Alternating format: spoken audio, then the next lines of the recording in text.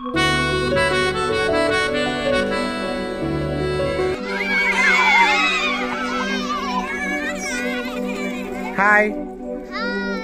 तुझं नाव काय? माझे पूर्ण नाव अंकिता अविनाश नागतोळे. माझ्या शाळेचे नाव जिल्हा परिषद कन्या प्राथमिक शाळा बिसोरा. मी इयत्ता 4थीत शिकते. माझ्या शाळेच्या समोर सुंदर एक तलाव आहे. त्या तलावात मासे राहतात.